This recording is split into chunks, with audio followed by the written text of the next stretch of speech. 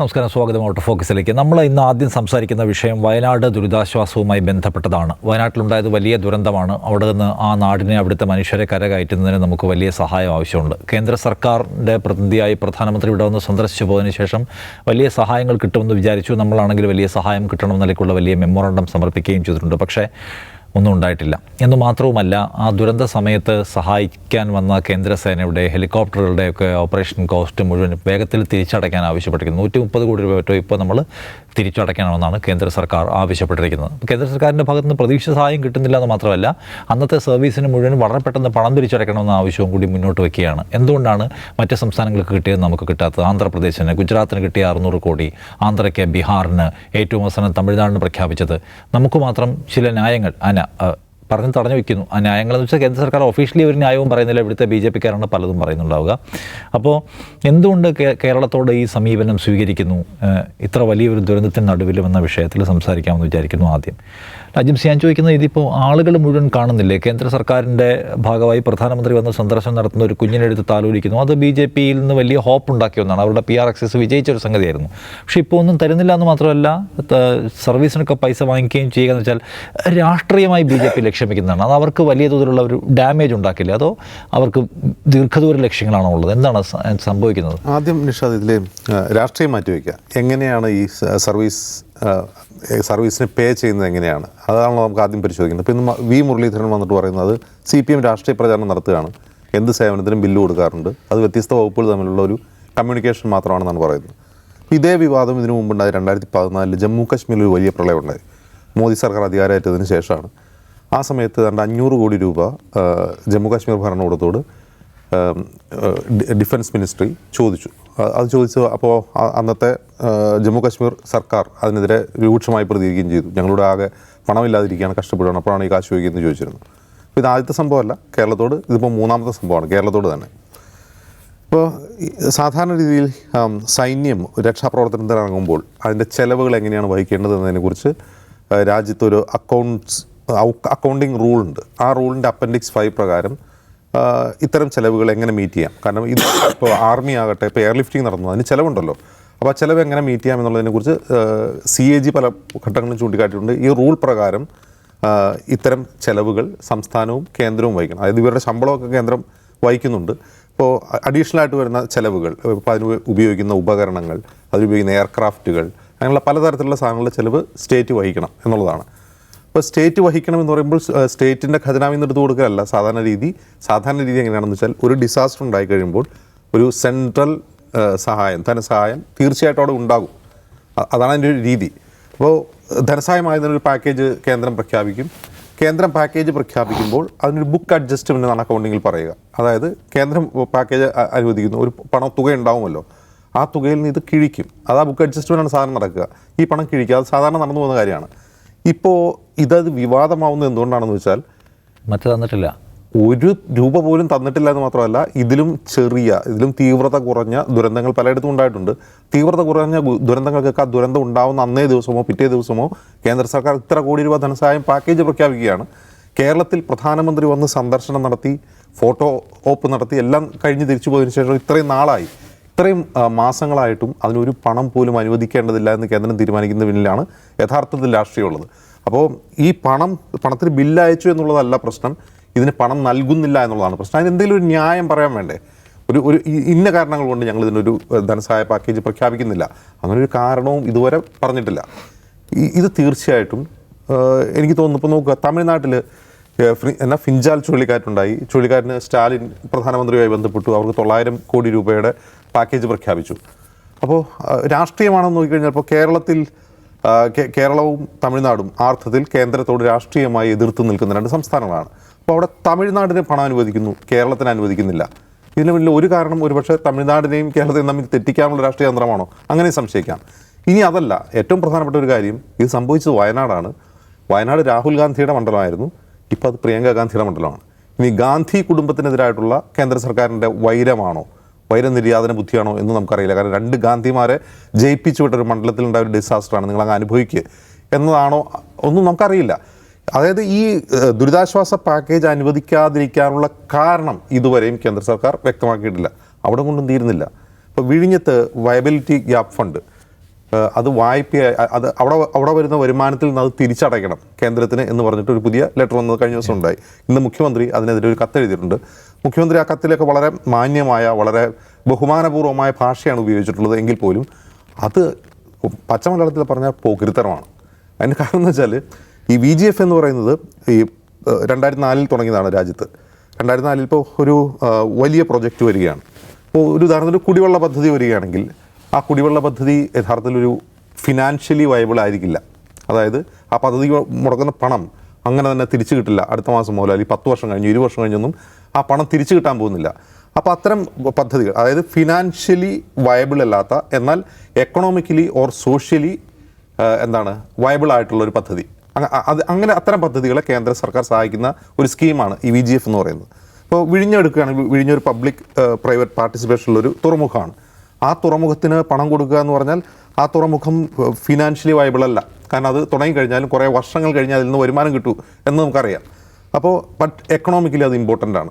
ഒരു സംസ്ഥാനത്തിൻ്റെ ഒരു രാജ്യത്തിൻ്റെ സമ്പദ്ഘടനയെ സംബന്ധിച്ച് അത്തരമൊരു തുറമുഖം ഇമ്പോർട്ടൻ്റ് ആണെന്ന് കേന്ദ്രം കാണുകയും അതിൻ്റെ നിർമ്മാണത്തിനാവശ്യമായ നിശ്ചിത ശതമാനം തുക, അതായത് 40% തുക കേന്ദ്ര സർക്കാർ ഗ്രാൻഡായി നൽകുകയും ചെയ്യുന്നതാണ് ആ പദ്ധതി. ഇവിടെ ഗ്രാൻഡ് നൽകി കഴിഞ്ഞു, ആ നിർമ്മാണ പ്രവർത്തനത്തിനിടയിൽ ആ ഗ്രാൻഡ് നൽകി കഴിഞ്ഞു, ആ പണം തിരിച്ചടയ്ക്കണം എന്നാണ്. ഇത് ഈ 2004 പദ്ധതി തുടങ്ങിയതിന് ശേഷം ഏതെങ്കിലും ഒരു സംസ്ഥാനത്തോട് ഇങ്ങനെ കേന്ദ്ര സർക്കാർ ആവശ്യപ്പെടുന്ന ആദ്യമായിട്ടാണ്. വയനാടിന് എങ്ങനെ ദുരിതാശ്വാസം കൊടുക്കാതിരിക്കാനുള്ള കാരണങ്ങൾ പറയാതെ കൊടുക്കാതിരിക്കുന്നോ അതിനേക്കാൾ ക്രൂരവും അതിനേക്കാൾ വിവേചനപരവുമാണ് വിഴിഞ്ഞത്ത് നടന്നുകൊണ്ടിരിക്കുന്നത്. വിഴിഞ്ഞത്ത് അദാനിക്കാണ് കൂടുതൽ മേൽക്കൈ, അദാനിക്കാണ് കൂടുതൽ ബെനിഫിറ്റ്, അദാനിക്ക് ആ കരാർ പ്രകാരം ഒരുപാട് ലാഭമുണ്ടാകുന്ന ഒരു സിറ്റുവേഷനാണ്. അദാനിയോടാണ് തിരിച്ചടയ്ക്കാൻ പറഞ്ഞെങ്കിൽ നമുക്ക് മനസ്സിലാക്കാമായിരുന്നു. അപ്പോൾ അദാനിയും കേരള സർക്കാരും കേന്ദ്ര സർക്കാരും ചേർന്നുള്ള പദ്ധതിയാണല്ലോ. ഈ പണം ഞങ്ങൾ VGF നൽകേണ്ടി, VGF യഥാർത്ഥത്തിൽ കൊടുക്കുന്നവർക്ക് അദാനിക്കാണ് ഈ പണം കൊടുക്കുന്നത്. ആ പണം അദാനി തിരിച്ചടയ്ക്കണം എന്നാണ് മോദി പറഞ്ഞതെങ്കിൽ നമുക്കത് മനസ്സിലാക്കാം. ഇതെന്തിനാണ് സംസ്ഥാന സർക്കാർ തിരിച്ചടയ്ക്കുന്നത്? സംസ്ഥാന സർക്കാരിന് ഇതിൽ നിന്ന് എന്ത് വരുമാനം ഉണ്ടാകുന്നു? സംസ്ഥാനത്ത് എത്ര വർഷത്തിന് ശേഷമാണ് 1% വരുമാനം അതിൽ നിന്ന് ലഭിക്കുന്നത് കൂടി ആലോചിക്കുക. ഒരു വരുമാനവും സംസ്ഥാന സർക്കാരിന് അതിൽ നിന്ന് ലഭിക്കുന്നില്ല. ബാക്കിയുള്ള കരാർ പ്രകാരമുള്ള ബെനിഫിറ്റ്സ് മുഴുവൻ അദാനിക്ക് ലഭിച്ചു. എന്നിട്ടും ഈ പണം തിരിച്ചടയ്ക്കാനാണ് പറയുന്നത് സംസ്ഥാന സർക്കാരിനോടാണെങ്കിൽ ഇത് കൃത്യമായ രാഷ്ട്രീയ ദുഷ്ടലാക്കോടുകൂടിയാണ്. ഇത് വിശദീകരിക്കപ്പെടേണ്ടതാണ്. കുറഞ്ഞ പക്ഷം പാർലമെൻറ്റിൽ കേരളത്തിൽ നിന്നുള്ള MP മാർ ഇത് നിരന്തരം ചോദ്യം ചെയ്യണം. ഒന്നുകിൽ ഇത് ഭിന്നിപ്പിക്കുക, തമിഴ്നാടിനെയും കേരളത്തെയും ഭിന്നിപ്പിക്കാനുള്ള ഒരു തന്ത്രമാണ്, അതല്ലെങ്കിൽ ഗാന്ധി കുടുംബത്തെ വിജയിപ്പിച്ച വയനാടിനോടുള്ള പ്രതികാരമാണ്. പക്ഷേ വിഴിഞ്ഞത്തിൻ്റെ കാര്യത്തിൽ വിഴിഞ്ഞത്ത് അദാനി ഒരു കക്ഷിയാണ്. എന്നിട്ട് പോലും അവിടെ സംസ്ഥാന സർക്കാരിനെ വേട്ടയാടാനുള്ള അല്ലെങ്കിൽ വിവേചനപരമായ സമീപനത്തോടെ ഒറ്റപ്പെടുത്തുകയും കുറ്റപ്പെടുത്തുകയും ചെയ്യുക എന്ന് പാർലമെൻറ്റിൽ ഉണ്ടായൊരു പ്രയോഗമാണത്. അങ്ങനെ ചെയ്യാനുള്ളൊരു നീക്കമാണ് ഇപ്പോൾ ഈ നടന്നുകൊണ്ടിരിക്കുന്നത്. യഥാർത്ഥത്തിൽ ഇതിൻ്റെ ഒരു സീരിയസ്നെസ് ജനങ്ങൾക്ക് മനസ്സിലാവുന്നില്ല. എത്രമാത്രം ഇതിപ്പോൾ നാളെ UDF ആണ് ഭരിക്കുന്നതെങ്കിൽ പോലും UDFന് ഇത് നേടേണ്ടി വരും. അപ്പോൾ ഇത് സംസ്ഥാന സർക്കാരിനെ LDFനെ എന്തെങ്കിലും കുറ്റപ്പെടുത്താനുള്ളൊരു വഴിയായി കാണുന്ന ആളുകളും ഉണ്ടാവും. പക്ഷേ നാളെ ഇപ്പോൾ BJP ഭരിക്കുന്നെങ്കിൽ ഇത് സമാനമായ സിറ്റുവേഷൻ ഉണ്ടാവുമെന്ന് കരുതുക. അപ്പോഴും അനുഭവിക്കുന്ന ജനങ്ങളാണല്ലോ. ഇത് ജനം തിരിച്ചറിയേണ്ടതുണ്ട്.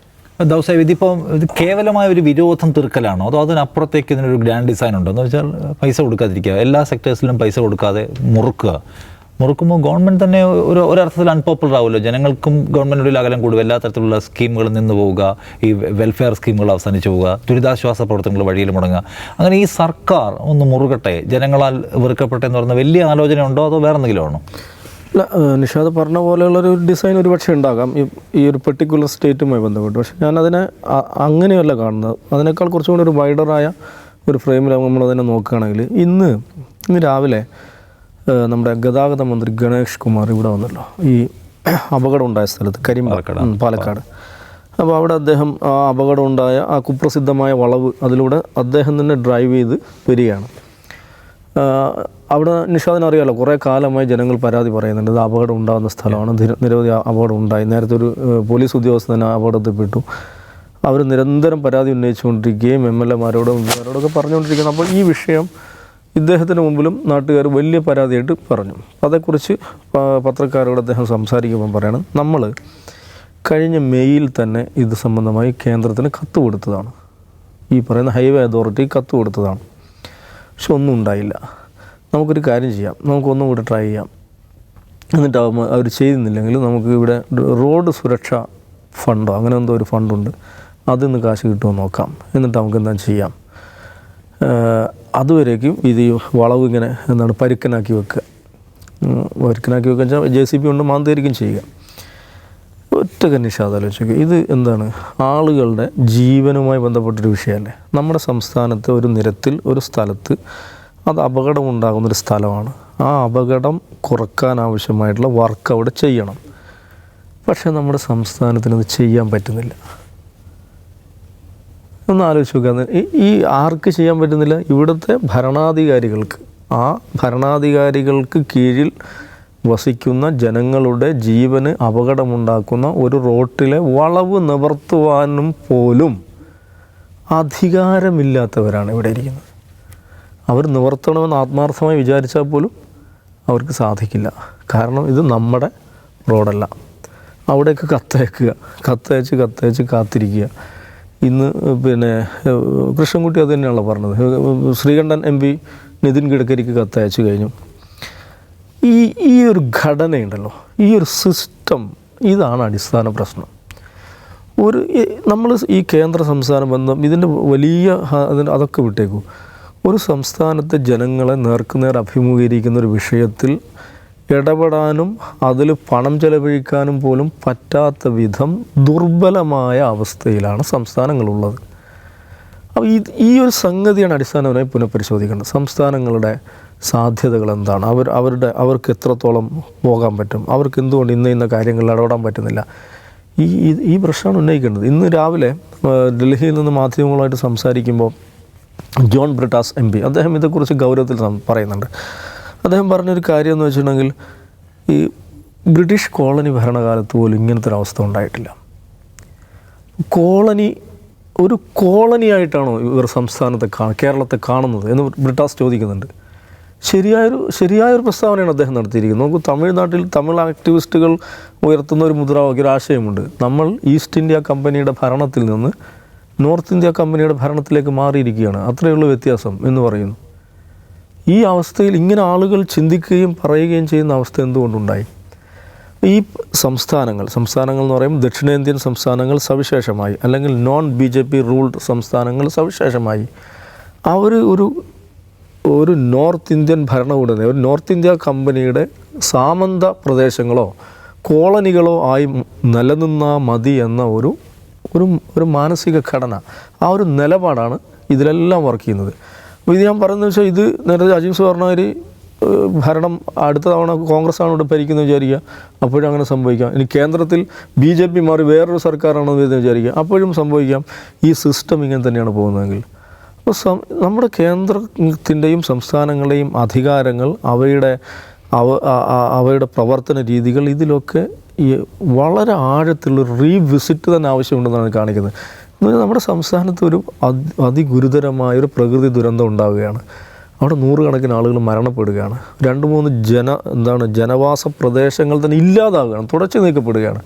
അപ്പോൾ അവിടെ റെസ്ക്യൂ ഓപ്പറേഷൻ നടത്താൻ നമ്മളുടെ കയ്യിൽ, നമ്മുടെ സംവിധാന പ്രകാരം, സിസ്റ്റം പ്രകാരം നമുക്ക് വിമാനം ഓടിക്കാൻ പറ്റില്ലല്ലോ.